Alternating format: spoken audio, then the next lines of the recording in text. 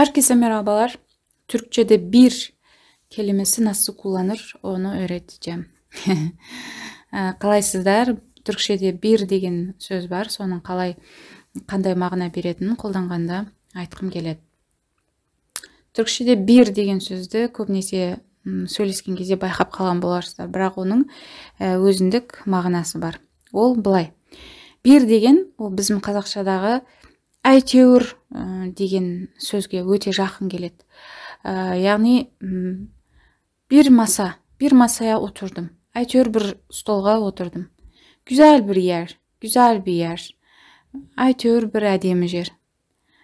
Güzel bir kız деген кезде де бір әйтеуір bir жақсы қыз. Яғни өзі толық жақсы ма жаман ба білмейді, және ол отыратын жер ма білмейді деген сияқты ғой. Әйтеуір, яғни бір сөзбен жалпылама айтқанда әйтеуір жақсы.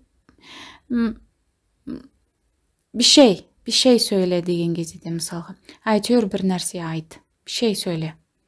Әйтеуір бірдеңе айт. Яғни үндемей қалма. Не болса ол болсын, белгісіздік сондай бір нәрсені білдіреді.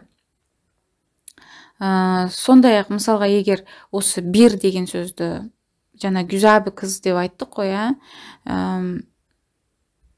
мысалға мына жерде güzel bir kız деп айттық, бірақтан bir güzel kız болып орны ауысып кетсе, яғни сын есімдерден кейін келеді деп тұр ғой. Егер орны былай сын есімнің алдына шығып кететін болса, онда бір әдемі қыз деп мағынасы өзгеріп кетеді. Әйтеуір дегенге келмей қалады уж. Мысалы, маған басында айтқан iyi bir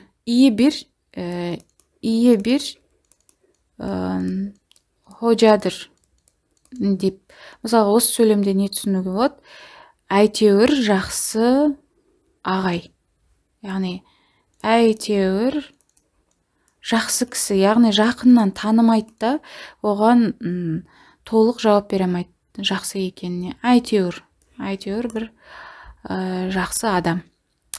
İyi bir insandır. Мысалға.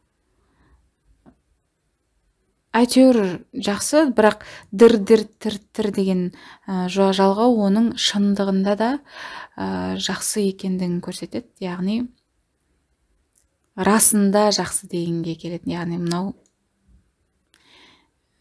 озып кетті ғой. İyi bir hocadır. İyi bir hoca десе, онда әйтеуір бір ағай. Әйтеуір бір жақсы ағай.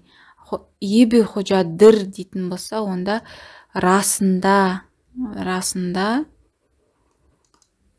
жақсы кісі дегенді білдіреді. Осылайша тыңдағандарыңызға рахмет. Келесі сабақтарда кездескенше.